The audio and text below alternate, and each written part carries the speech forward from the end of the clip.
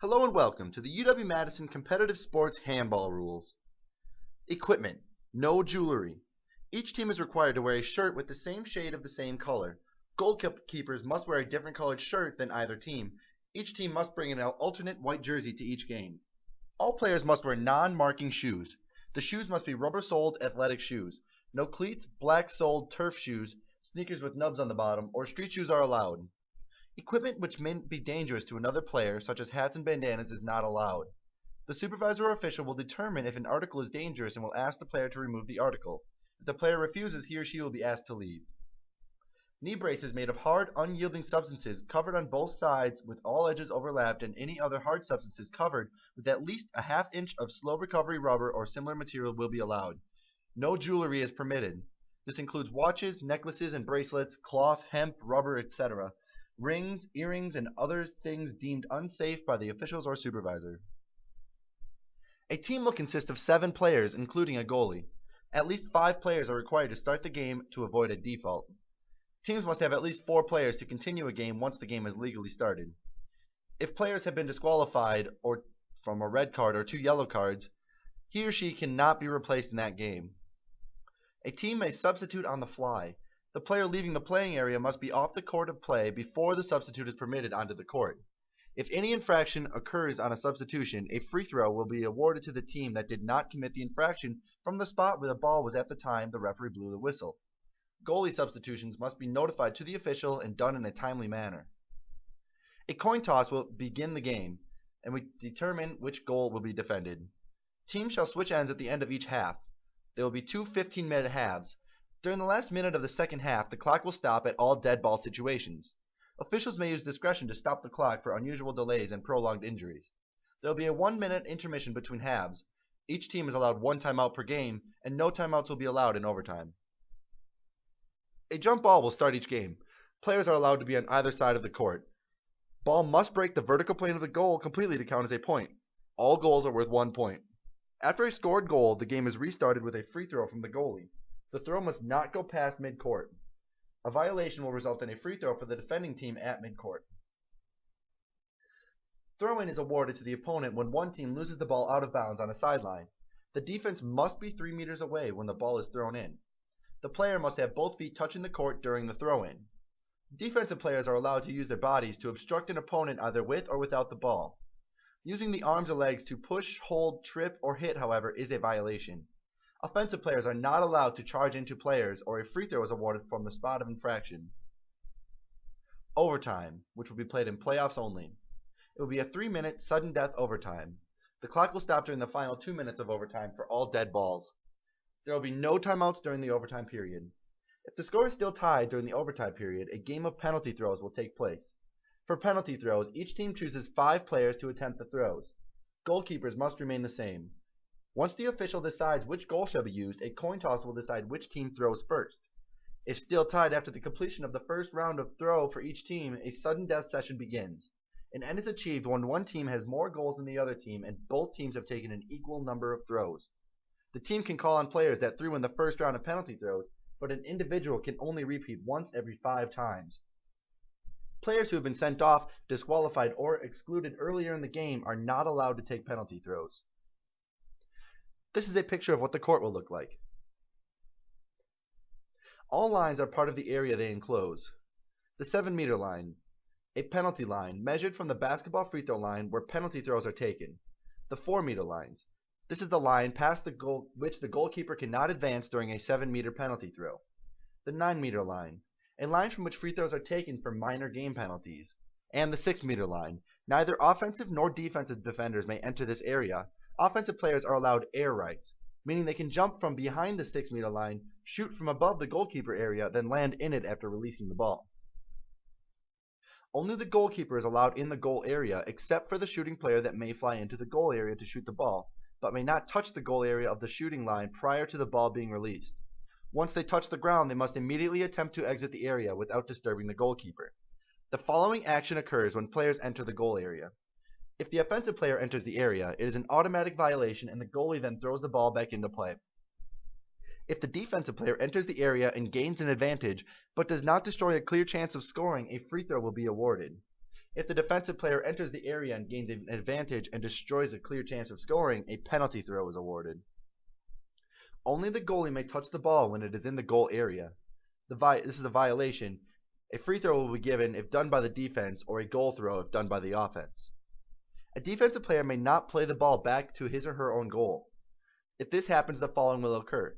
A goal is awarded if the ball goes in the goal, a penalty shot by the opponents if the goalie touches the ball, a penalty shot by the opponents if the ball comes to rest in the goal area, or play continues if the ball traverses through the goal area without touching the goalie. Goalies. Keepers can touch the ball with any body part as long as they are in the goal area.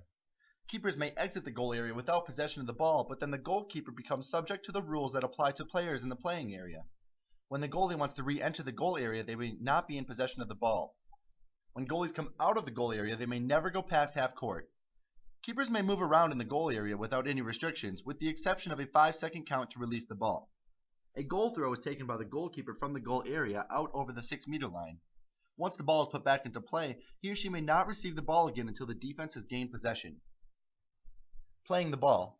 Players are allowed to dribble the ball with no limit, run with the ball for up to 3 steps before and after the allotted consecutive dribbles, hold the ball without moving for 3 seconds, block opposing players using the trunk of their body.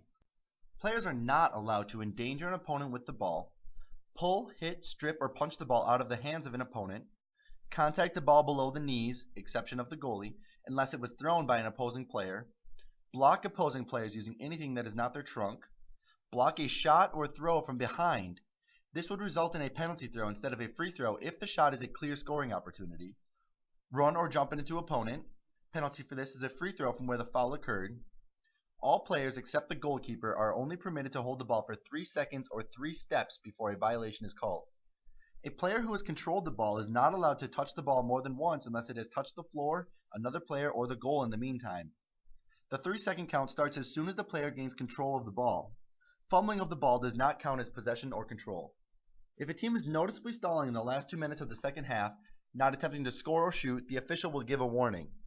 Should the team now fail to make a recognizable attempt to shoot on goal, the opposing team will be awarded the ball in a free throw attempt from the spot where the ball was in possession of the offensive team. If both opponents gain possession of the ball simultaneously, then the ball will be awarded to the defensive team on the court where the possession occurred, in the form of a free throw. A free throw. For a minor foul or violation, a free throw is awarded to the opponent at the exact spot where it took place, with the defense position 3 meters or 10 feet from the ball. The offending team must immediately put down the ball on the floor if they were in possession at the time of the whistle. If the infraction occurs between the 6-meter line and the 9-meter line, the defense lines up at the 6-meter line and the free throw is taken from the 9-meter line, closest to where the foul took place. A goal may be scored directly from a free throw. Penalty shots will result from a foul destroying a chance to score. The goalie carries the ball back into the goalie area. Anytime a pass or shot is blocked from behind. Or court player intentionally plays the ball into his or her own goal area and the goalie touches the ball. If the ball comes to rest in the goal area. Or if a defensive player enters the goal area and gains an advantage and destroys a clear scoring opportunity. Taking a penalty shot. Any player on the team may take a penalty shot for the team. An offensive player shoots from the penalty shot one-on-one against the goalkeeper from the 7-meter line. All other players must be outside the 9-meter line for a possible rebound. The shooter is not allowed a running start and must keep at least 1 foot on the ground behind the line during the throw. The official will blow their whistle, and after that the thrower has 3 seconds to throw the ball. The goalkeeper must not touch the floor across the 4-meter line. 1 foot must be behind the line until the ball has left the thrower's hand. The shooter is allowed to move any other body part over the line as long as it remains in the air. Yellow card administration. Any yellow card will accompany an automatic 2-minute suspension for the offending player. That player must serve the entire 2 minutes regardless of how many goals are scored. The team cannot substitute for the suspended player. Any ejection results in the remainder of the game being played short-handed. A player who receives 2 yellow cards will be given a red card and be ejected from the game. Actions directed mainly at the opponent and not the ball, such as reaching around, holding, pushing, hitting, tripping, and jumping into an opponent, are to be punished by a yellow card. Any of the above actions may also result in a direct red card and subsequent ejection from the game. Correct modifications. A regulation team consists of 7 players, one of which will be the goalkeeper. At least 5 players are required to start the game and avoid a forfeit. There cannot be a gender difference greater than 1 on the court. Goalkeepers can be of either gender. Teams may play with less than 5 players once the game is started if, during the course of the game, a player must leave due to injury, illness, or disqualification. A team must have at least 4 players to continue a game. If a player gets an ejection or a yellow card, that team must play down one player of the same gender for the entire penalty period. If a male player gets a yellow card, the team must play one male short for the 2-minute suspension. Male goals will count as 1 point. Female goals will count as 2 points. Girl touch rule. In order to score a goal in correct team handball, a female member of the attacking team must touch the ball in the offensive half before the ball is put in the goal. The exception: if a male is fouled for a penalty throw without girl touch being achieved, a goal can be scored on the penalty throw regardless of the girl touch rule. Girl touch does not reset until the ball completely crosses into the other half of the court. It does not reset if the ball goes out of bounds in the offensive half. If a penalty throw is awarded, the gender of the thrower must be the same as the player that was fouled to receive the penalty throw. Female penalty goals will still count as 2 goals. If a shootout occurs, teams must alternate shots on goal between male and female. Teams will choose 5 players to shoot. A female goal in a shootout still counts as 2. Mercy rule. If a team is leading by 10 goals or more in the final 5 minutes of the game, or if a team is up by 15 at halftime, or any point thereafter, the game is over. This concludes the Intramural Sports Handball Captains Meeting. The Captains Quiz found in IM leagues must be completed with a score of 80% or higher before a team can be created. And feel free to contact the IM webmaster at imsports@recsports.wisc.edu with your questions or concerns. Thank you and have a fantastic day.